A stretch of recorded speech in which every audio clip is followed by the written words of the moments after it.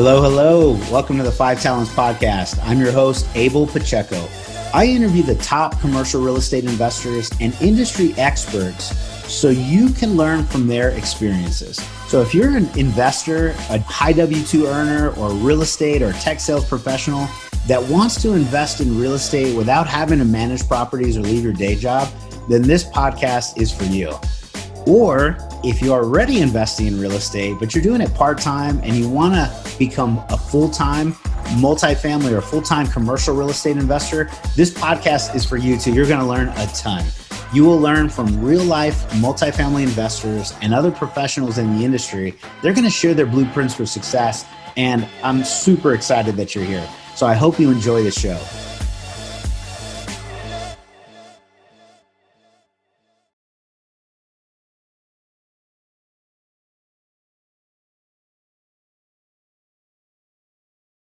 All right. Hello, hello. This is Abel Pacheco, your host for the Five Talents Podcast. We are super excited today because we have an amazing guest, Mr. Paul Moore.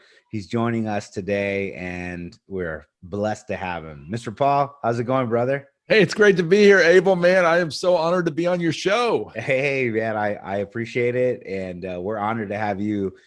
You've done an amazing, you've had an amazing journey, and I'm excited to hear just a few parts of it.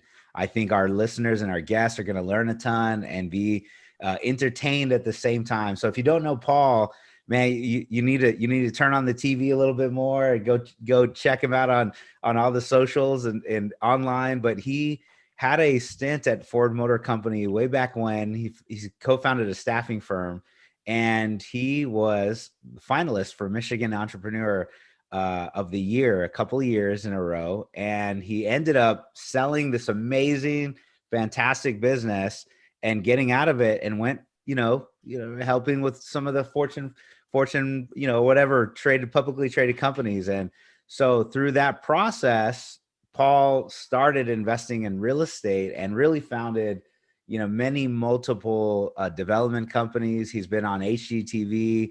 They've completed, tens of 50, 80, 100. I don't know what the number is. We'll ask him now, but a bunch of investments. He's had a bunch of exits, and they started going into a larger fund model. So I'm excited to hear about this process because he's been featured on like 200 plus podcasts, just like this one. He's the author of several books: The Perfect Investment, Wealth from Capitalizing on America's Obsessions, Storing Up Profits, blah, blah, blah, blah, blah. I'll let him introduce himself formally, but brother, I'm excited. You've done some amazing things. Let me turn it over to you for like a proper introduction. Tell us about yourself. Who are you, Paul? Thank you for coming on. Yeah, Abel. Well, I started out with an engineering degree, which is my first mistake. And then I got an MBA, was at Ford, like you said, sold my company to a publicly traded firm. And I actually launched out of that. We moved from Detroit to 120 acres on top of a Blue Ridge Mountains. And we actually got this mountaintop retreat, and we set up a ministry for international students to come and spend weekends on this Blue Ridge farming retreat. And I wanted to do about 3 of those retreats a month. The problem is the volunteers were amazing, but they wanted to do 3 retreats as well per year. And I was this 34-year-old high energy, type A, somewhat irritating entrepreneur. And so I got bored pretty quick. So we started flipping houses on the side, and that turned into a business. And then we started flipping waterfront lots at a resort area. I built 7 or 8 houses, modular and stick built. Big mistake for me. I didn't know how to tighten the doorknob on my own house, Abel. Why was I building? Big mistake. Yeah. Anyway, did a small subdivision. And all those years I was wondering, how do I get involved in commercial real estate, commercial, grade multifamily, self-storage, mobile home parks? I wasn't even thinking about those specific assets. I was just wondering, how do I get into the big leagues? And I didn't know where the on-ramp was. Who do I trust? How many millions will I have to get in? I didn't know about syndication. And I found that I didn't know the on-ramp. And I think I don't know about your listeners, but a lot of people out there still don't know how to get into commercial. They think if I'm going to do real estate, I have to do an Airbnb in my house or house hack, or I have to go through the pain and suffering of managing my own fourplex. You don't have to. And that's one of the things I learned over the years. Yeah, yeah, that's awesome. Well, I'm excited to hear, more about this goodness, because I think a lot of people have the same, kind of mindset, which is when I'm younger, like you said, a lot of gumption. I want to go do more, and I want to have the freedom. I want to live my life. But then what ends up happening? I'm 42. I start to settle into a little bit of a comfort zone. I stop to push myself. This is me personally speaking, right? And then I'm like, well, what about happened this amazing dream life that I was imagining when I was younger? And I'm kind of like settling, as opposed to Matt really getting after it, which is what it sounds like you did. You took it, and you every opportunity you had to, to build this amazing life. And I'm excited to hear that you're giving back to others, and serving as well. And it's awesome, man. So I'm excited to hear. Yeah, well, I was a certified shiny object chaser, and I was actually thinking about putting serial entrepreneur on my business card at one time, and I didn't know what a mistake that was. My friend ran for governor of Colorado several years ago, and he rubbed shoulders with some billionaires, and he said, the difference between them and most of us is, they had a similar education. Some of them didn't even go to college. Many of them just had a similar pedigree. They started with nothing or just middle class, like he and I had. But they did one thing really well, and that is they focused. They stayed laser focused on one thing. And because they stayed laser focused over decades, they were able to build, get to a billionaire status. And I really think that the serial entrepreneur, unless you're Elon Musk and somehow can balance all these things, for most of us, it's better to focus on one thing and do it really well. What do you think? Yeah, I'm a similar, kind of mindset right now, because when I was younger, I tried to invest my money in many multiple different areas. I did okay at a little bit of everything. I think the more that I stretched myself, the jack of all trades kind of individual I became, and I became that that master of none, right? And so I tried doing a little bit of this, a little bit of that, and everyone goes, "Oh, you know a little bit of everything." And I go, "Yeah." Looking back at none of these opportunities in of itself became a meteoric success. It was all just okay. And then we started focusing on commercial multifamily, on syndication, on this path of pulling people together, people and resources and teams to try to do bigger deals. And it kind of feels like this path, I started selling off my single houses. I started selling off. We got out of our 401k. I couldn't watch it. I put that in commercial real estate, and now I'm heavy, and my net worth is definitely increased more rapidly in the previous 20 years. Yeah. So I'm I excited. believe it. It's awesome, man. Well, so okay, let's dig in, because you have hit real quick before I take you back.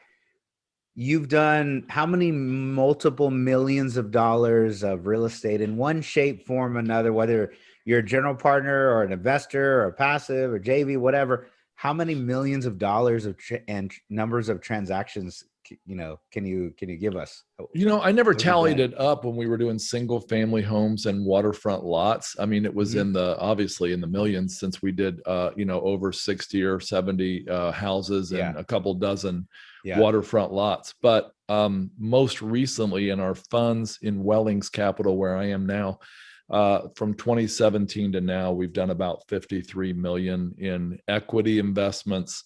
And with the LTV being somewhere in the 50% range, that would mean that we're investing in over $100 million in assets at this point. That's awesome. So 2017 to 2021, if you didn't catch that. So in 4 years, $50 million of equity that's invested. Paul mentioned LTV, so loan to value. The banks gave him 50 million. We have 50 million in it as equity, and there's $100 million of assets in 4 years, which is amazing. You didn't start there. You didn't start yesterday. So tell us, where did you come from? Was your family, wealthy? Did you have a lot of money? Did you Mhm. have that mindset going in? Did you learn it over time? I'm Give me a I'm little going bit to of tell that. this story out of order, and you might have to ask the question again because I'm going That's to okay. answer a question that you didn't know to ask. Okay, go ahead, please. Where was the turning point? The turning point was in September 2016. Well, backing up a tiny bit, we had done a couple Mhm. multifamily projects and a hotel project in North Dakota. The multifamily went fabulous. We can talk about that later. Did a hotel. I helped my friend with a Hyatt hotel. It was very, very challenging. And I decided I wanted to stay in multifamily. And I ended up writing a book about multifamily investing. It's called The Perfect Investment. And it's about how you can get involved in commercial multifamily. Um, but in the fall of 2016, I had been living a lie. I have a lot of lies I've lived in my life. How many hours do we have? But I was living this lie that I would be able, when I needed it, to snap my fingers and money would just come at the deal. And my mentor said, no, no, no. And for 2.5 years, my mentor, who I had paid a lot of money for Yeah. unlimited bending of his ear. I could call the CEO of this company anytime he was available, he would talk to me. And on a call in September 2016 with other people on the call, he said, Paul Moore, don't call me again.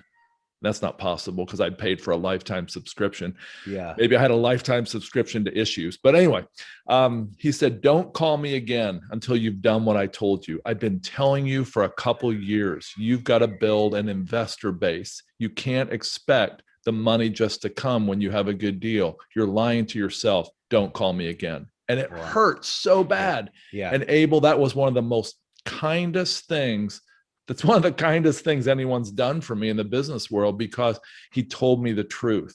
Mhm. And that next day, after licking my wounds, I went out and started building an investor base. And that's when we started. We had more investors than deals for years since then. Got it. And that was that big turning point for you Yeah, it to was like light painful. things on fire, though. At the same time, you took it, and the next 4 years, you guys made it happen. Right. Oh, So that's that's great. that's what happened. As far as your question, no, I didn't come from wealth. I was middle class. I didn't even know any entrepreneurs except the corner druggist, and it was legal drugs. But Yeah. my dad would go to this drugstore on the corner, and Charlie Bunnell owned it. And but everybody else I knew worked in a paper mill or a steel mill or something similar to that, and they were like lifetime employees. I didn't. I mean, I knew the word entrepreneur, but that's about Yeah. it. And then when I was in my MBA program, I met an entrepreneur who's actually done quite well, still is doing quite well. And anyway, when I got to Ford within a couple months, my friend and I, who both graduated from Ohio State, both went to Detroit with Ford, were scheming to start a business. And Hmm. we ended up Hmm. starting that staffing firm 4 years later. Got it. Well, so hearing a story like yours provides, I think, motivation and inspiration for a lot of people around us because, sometimes we believe or have limiting beliefs potentially is, oh, I can't do that. I didn't come from your situation. I didn't have the same things you have. And so I can rest on an excuse and as opposed to go after it and get it. And, as opposed to, hearing, no, everyone around me was not entrepreneurs, not a business owner, maybe one or two, but for the most part, you went out and got it. And what were some of the mindsets or the paradigm shifts that you had to make, early on to say, what, I'm going to go after it. I'm going to get it. Yeah. I quit Ford with my wife. It was in April 93. Here's an interesting fact. In March of 92, I decided I would have a certain amount of revenue by April 30th, 93, 13 months later. Yeah. And on April 1st, and I kept reading that declaration. This is powerful, man. Yeah. And on April 1st, 93, I had 3% of the goal that I needed to achieve to quit Ford. I basically wanted to have 10,000 a month in revenue, Hmm. which would pay an assistant, pay me, and pay for our little office. I had 3,000 a month in revenue on April 1st. And by April 15th, I signed one large contract, and April 30th, I had 10,000 a month in revenue and quit Ford. And so there's a real powerful thing there about declarations, about believing, about faith. I mean, I had a lot of prayer and faith mixed into that. But one thing I had to learn was my wife isn't as risk-takey. Is that a word? Risk-takey? It's a word now. It's a word now. My wife on the doesn't show like taking risks. It is. What's that? It is now with us on the show. Okay. My wife's not as risk-takey as I am. And she had to, in order, for me to love her, I had to face that. I had to be kind and gentle with her as I led through this. And then she had to bend a lot and take a risk. And she came to the conclusion that even if I fell flat on my face, we'd be okay. And she trusted God and said, okay, you can quit. She was 7 months pregnant with our first child, scared to death about that already. Yeah. And then I say, hey, I'm leaving my 401k and my health benefits and everything else at Ford Motor Company, all that security. And we're going to launch into this. So I had to learn that balance. And we still have that balance now. She doesn't like risks as much as me, but I've also learned to love her a little better and listen carefully too. Hey, what a good wife, a good spouse, a good partner and teammate will help you do. If you're not as lucky as Paul or myself with my amazing wife, then take time, just love your partner, and just keep bringing them, keep having them show up, because they're super powerful. Exactly what you mentioned. I think we're a little opposite. I was risk taker, so that we're the same. However, in the moment when I was like, should I leave my work or not? I was the one that was super fearful, and my wife, was like, babe, it's time to take the risk. It's worth it. If we lose everything, that was my biggest fear. We're comfortable. I was comfortable. I had a nice house, had decent cars. I had a good job. I would show up to work every day. I was super comfortable, but my wife was the one that kind of pushed me toward, really off the edge and said, it's time to get uncomfortable. Worst case scenario, we'll start over again. Big deal. We're going to end up working till we're old anyway. So let's take the risk. And I was like, let's go, babe. So anyways, a good partner will absolutely do that for you. Right, Paul? Yeah, that's absolutely true. And I'm not saying it's not been difficult. I mean, we had an argument this morning. I mean, seriously, it's still hard. I mean, we've been married 34 years, but it's still hard. Wow. We might have to have you back for a podcast interview on how to stay married for 34 years, man. Congratulations. Yeah, let's do it. Well, that's good. Hello. You're listening to the 5 Talents Podcast. I'm your host, Abel Pacheco. If you're enjoying this podcast, then I know you're serious about achieving financial freedom. Are you ready to create your own path through multifamily investing for yourself and your family? Then I know you're going to appreciate our Investor's Guide to Multifamily Investing. It's titled Tackling Commercial Real Estate the Easy Way. We use this guide to invest ourselves in $93 million worth of real estate. So we're going to show you the basic mechanics of multifamily syndications and how to evaluate your next passive investment opportunity. So the best part, if you subscribe to our podcast now, leave us a review and a rating. I'm going to give you a free copy of our ebook. So please take a moment to do that now. Once you've done that, go to 5tcre.com/ebook, 5tcre.com/ebook. Make sure to let us know you left a review, and we're going to send you a free copy. So thank you so much for subscribing to the 5 Talents Podcast. We really appreciate it.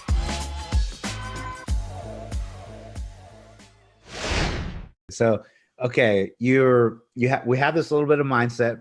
We've got to take some risk. We've got to go raise capital. Help me, take me to today, currently. Like, man, you guys are doing development. You're doing some self-storage. You're doing, I believe, some storage stuff. But we'll talk about your funds.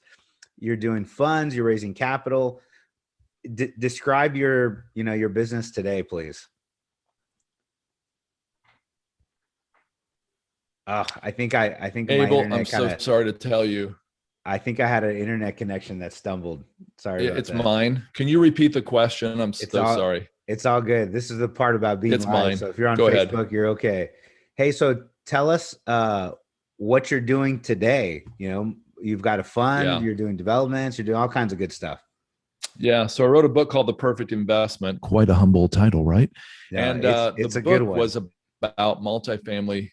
Can you hear me? I can. You're good. Okay, good. So the book was about commercial multifamily investing. And I promised my dear wife, no more chasing shiny objects, no more wireless internet schemes, no more hotels, no more, throwing money to the bottom of a hole in the ground, hoping that enough oil came back to pay us 100-fold back, which didn't work, by the way. Yeah. And we decided, we're going to stay on the multifamily track the rest of my life. I never planned to retire. Well, after about 4 years of beating our head up against the wall, we realized, Abel, that we don't have the acquisition team. And I didn't know you 4 years ago, but we realized we didn't have the acquisition team that you have. We didn't have the connections that you apparently have because you've built a fabulous business around multifamily. And so we got frustrated and said, we're not making any money doing this. Let's look at something different. So we started looking at self-storage. We started looking at mobile home parks. And what we found with them were a lot of mom and pop owners who were ready to sell. The cap rates had compressed from say 10% to say 6%. So they'd already made a massive amount of gains in the owner and the property value. And so by selling, they could actually exit. And by buying a property that's run in a mediocre way, we could massively improve it and get great value for our investors. Mm-hmm. We had investors who were eager to do this. The problem is we had to face the fact that we didn't have a team with a track record. We didn't have property management dialed in. We didn't have the asset management. We didn't have the debt connections. And so we had to face the fact that we were not experienced in self-storage and mobile home parks, but we believed in it a lot. And so what we did is we asked our investors, would you like us to be a due diligence partner? We're going to go invest in these things. You want to join us? And overwhelmingly, the 100 to 150 investors we had at the time said yes. And so since then, we have put together 4 funds that allow investors to join us, and they can join us passively. And then we spread that money out across the very best assets and operators we can find, typically in self-storage and mobile home parks, though our funds are open to investing in multifamily, RV parks, and other asset types. Very good. Yeah, that's a hard look to say, well, there are probably some operators that are pretty dang freaking good in their space or spot, and I want to invest in the deal, but I don't necessarily want to do 100% of the work or all of it. I want to partner with some of the best people. And so the investors decided, hey, let's come along for the ride, right? Trust you. I'll do due diligence on them, and then you guys go place your capital in the best deals. Right. We're basically doing the same thing a lot of your investors are probably doing. We're saying we love real estate, we love the depreciation, we love the growth and the income, but we don't want to do all the heavy lifting. And so what we've done is we have set up a fund that allows us to diversify across different operators, asset types, geographies, and even strategies. And we have some operators that buy and they fix up and then they sell a year and a half later, and then other operators who want to hold for 10 years or longer. Yeah, that's great. So, let's talk about this, right? From the passive investor side, there's so many people that really don't understand passive investing. They hear the word real estate and they're thinking, I don't want to go out of the property and I don't want to go, manage this thing. And I go, no, it's nothing like passive investing is completely the opposite. So tell us, most of the investors or entrepreneurs or executives you talk to, what's their big reason why do they kind of end up investing with you in this asset class? A lot of people, there's a couple different things. A lot of people have heard about real estate, and so they try it. I'm thinking about the dentist in Seattle who his wife was an orthodontist. He was actually an oral surgeon, and he called me and said, I'm building a portfolio of 20 houses, and I'm going to eventually replace my income and retire. And then he started saying, gosh, but it's so hard. I'm painting, I'm actually spending weekends and evenings and lunch breaks calling contractors and screening tenants. And I thought he had 20 homes almost. He said, and I'm only on home number 3. And he said, it's so hard. I think I want to invest passively. And then there's other investors who are, IT professionals or dentists, doctors. They have a lot of money, or they're retired. They know they love real estate, but they've either tried or they just know right up front, I want to keep my day job. I want to enjoy my retirement. But I want to get the benefits of real estate. So I'll do it by investing passively with someone like you, Abel, or someone like us in our.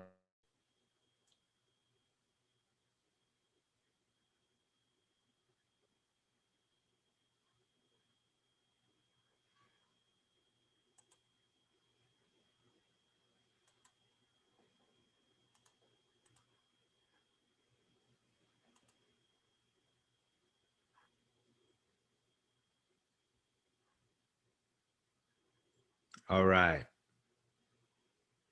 A little bit of a blip. Paul, are you back?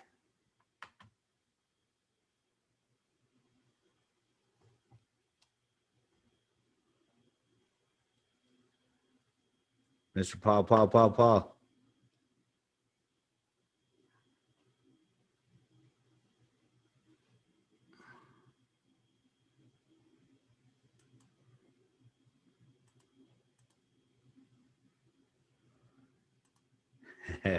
One of the joys of going live.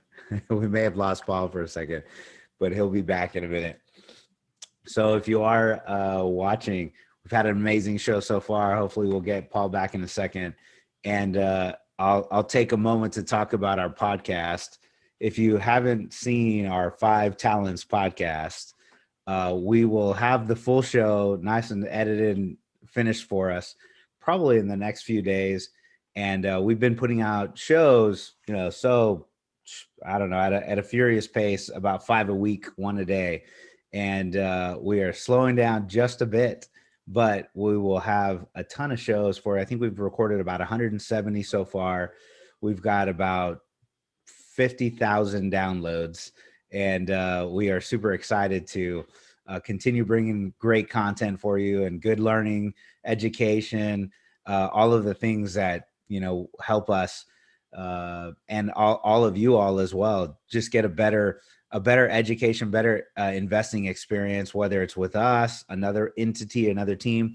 The point of it is just to create some amazing wealth for each other. So Paul, I think we have him back, and you didn't skip a beat. We're in it. We're in it to win it, brother. So are you with you? I think you're on mute, but hit the there we go. I want to apologize for my internet service. Can I get everybody to call my internet service provider to complain? Anyway, seriously.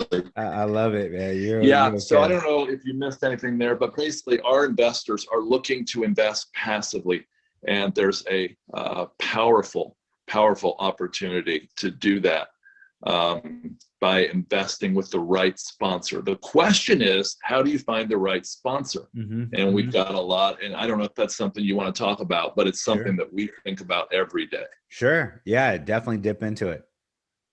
So Brian Burke has a wonderful book, and I think Brian. Yeah, he's come on the show, and the hands-off investor, I think, something along those lines. He's got a book called The Hands-Off Investor, and we highly recommend that book. That book has 300 pages of information about how to screen the right operator, who to invest with, how to invest. And I'll let you get the book. It came out from Bigger Pockets Publishing last year, and I highly recommend investors check that out. But we do recommend, if you're going to invest in anything passively, that you give it the due diligence you would as if you were investing actively. Yeah, absolutely.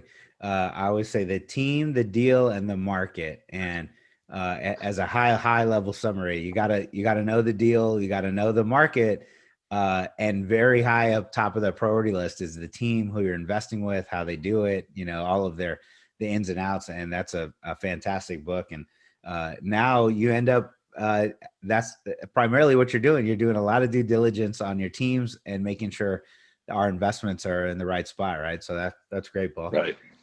Well, hey, Yeah. you've wrote a couple of books yourself. How many total books have you put out? Is it three?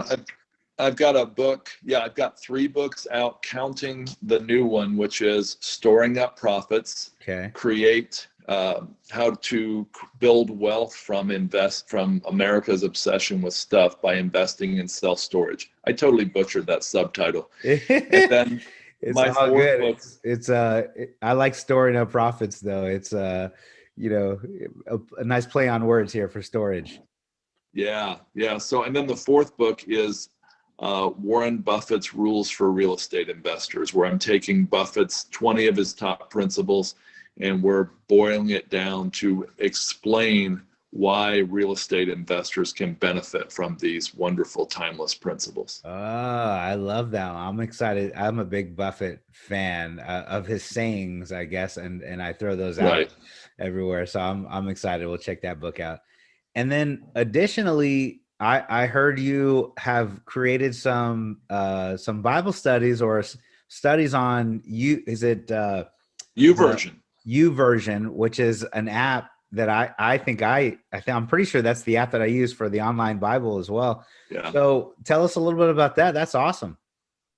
Yeah, I've got a study on there called Doing Business Supernaturally. Cool. And kind of quick summary, I spent years with this big problem, and the problem was right between my ears. Yeah. I had a mental block, and I believed that I could pray about spiritual stuff. I could pray about, raising money for the building fund or, starving orphans or whatever. But I didn't really know that God cared just as much about my business. And I didn't really know that I have many more opportunities in business to touch hurting people or to touch people than a typical pastor does on a typical week. Yeah. Because I'm out there doing business. I'm on talking to people on podcasts, etc. Wanted to move supernaturally as he would in our church, 4 church walls. In fact, there's many more opportunities. So that's what the Bible study is about. It's about how to connect with God in the supernatural realm for your business. What a great study. I'm excited. I'm going to go check it out. And YouVersion, that's a big app with a lot of followers. It's probably one of the biggest online Bible apps, right? So it is, and it's got almost 500 million subscribers, worldwide. So about 1 out of every 16 people on the planet have that. Yeah. Wow. That's amazing.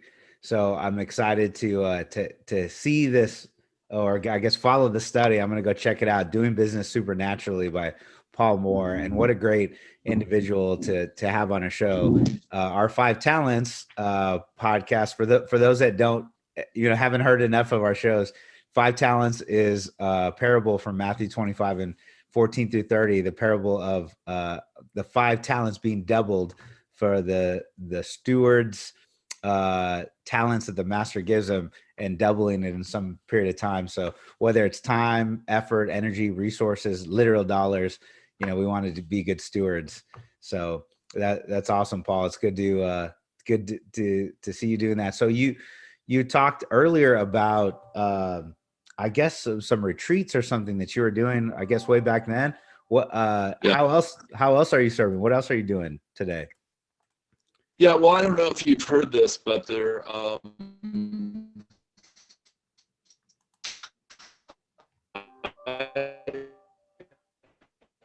5 or 6 years ago, I learned that human trafficking was much worse than I thought it was. If you took the record profits from Apple, record profits, Abel, and you added those to revenue generated by human trafficking. 1800s, I would be an abolitionist fighting against slavery, fighting to free slaves. And I'd like to believe if I was an adult in the 1960s that I would have been fighting for good civil rights.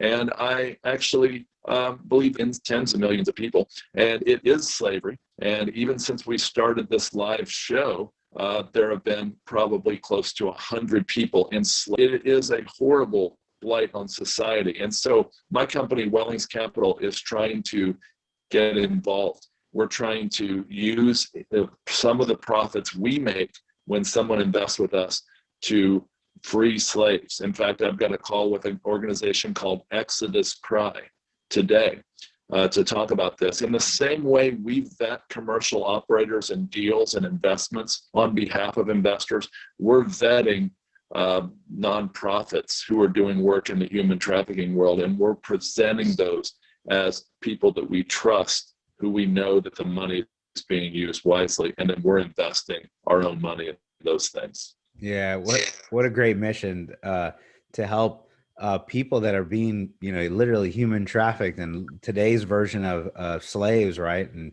children and women, and et cetera, et cetera. But it's good to know, when you think about the vetting, we want to make sure our money's going to good spots. Also, not somebody just capitalizing on a title or a movement or something. And you're vetting both the nonprofits and the organizations that are helping. We aren't doing human trafficking, or haven't done that yet, but we have started doing our version of investing with our returns. And we've got a couple of deals that we have a nonprofit in one and a nonprofit in another. And then this next deal that we have, we're also giving back to a few nonprofits as well. We're doing 3. So we're excited to kind of, have a little bit extra. We've never been able to write checks with commas in it to any individual outside of probably like, tithe at church. But me and my wife are super excited because these numbers they're pretty big numbers. When you start to look at a small fraction of an apartment complex, you're like, oh, this is right. It's really cool. Yeah, it's really awesome. Right. Yeah, I love that. I love what you're doing too, man. Yeah. Well, this is good. Well, Paul, before we go, is there anything we didn't get to talk about today that you really wanted to, hit on? Anything you were hoping I asked and just didn't cover? Anything you want to promote? Something next coming up, man? Happy to, use the opportunity for a little exposure, and anything in general. I think that one thing we probably should have hit on, that I should have hit on earlier, was the difference between investing and speculating. You mentioned it.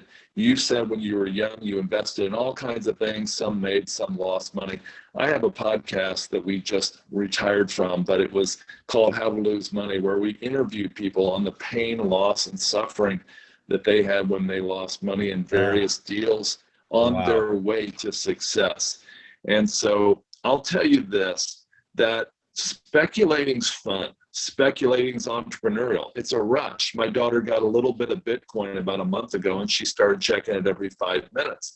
That's a rush. But true wealth comes from owning assets that produce cash flow. Warren Buffett said, unless you learn to make money while you sleep, you'll have to work until you die.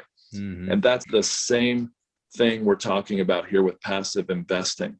But what I wanted to say is, on average, even though speculating's fun, and I heard about the guy who took $3,000 and turned it into $1 million and all that, those stories are legendary because they're the exception. Yeah. But Warren Buffett was asked by Jeff Bezos, why doesn't everybody just follow what you do? It's not that complicated. Buffett said, nah, people don't want to get rich that slowly. And the point is, investing is boring. Investing is often, like Paul Samuelson was the first Nobel Peace Prize winner in economics from the US. He said, investing should be boring. He said, investing should be like watching paint dry or watching grass grow. If you want excitement, take $800 and go to Las Vegas. Yeah. I love it. Yeah, what a great concept. It's not this home run, crazy 10x deal that I'm looking for that's going to make me millions. It's 10 of those deals over, however many times, just keep going after it, one after another, my little gain, my little gain, my little gain adds up to a big gain at the end. Compounding interest is amazing. So is the years, compounding your returns, and just keep plugging away. Put your money away and don't, invest it. You got to save it, have a little bit of seed, and plant the seed somewhere, and then it's got to grow and it's got to do its thing, right? Yeah, Can't rush it. That's exactly right. Can't rush it. Well, this is great. Well, Paul, if any of our listeners, any of our guests, anybody wants to reach out, they want to, learn more about what you're doing or invest and et cetera, where should they go to? Where do they reach out? We have a 5-day course. It's free, of course, and you can get there by going to wellingscapital.com, and that's WELLINGS, wellingscapital.com/resources, and that'll get you tapped into a guide on mobile home park investing, another one on self-storage invest, or actively in commercial real estate. All right. Well, thank you. We'll go check that out. We'll make sure to put it in the show notes as well. This has been a great time, Paul. I really appreciate it. It was a little bit of an internet trouble here and there. It was totally worth it, brother. Totally worth it. I'm excited. And we'll get the show out as quickly as we can. And for those that were listening today, we hope you got some value from the show. I know I definitely did. I took a little bit of notes here that we're excited to hear from Paul and learn from him. And we'll hope to hang out with him again. So, Paul, I appreciate your time, brother. Hey, me too, Abel. It's been a real honor. Hope we can do it again. All right. Thank you. Thank you for listening to this episode of the 5 Talents Podcast with your host, myself, Abel Pacheco. Each week, we're going to bring you interviews from industry experts and commercial real estate investors who followed their dreams and achieved massive success. Before you leave, let me ask you a few questions. Did you enjoy this episode? Did you learn something valuable? Was your mind stretched to what's possible and what you can achieve? Do you want other experts just like the one you heard today? If you answered yes to any or all of those questions, then please take a moment to subscribe to the 5 Talents Podcast, give us a 5-star rating, and most importantly, leave us a written review. Tell us what you liked, tell us your favorite guest, give us any feedback. I'm excited to learn and improve so you can get a more valuable show. So thank you again for subscribing to the 5 Talents Podcast.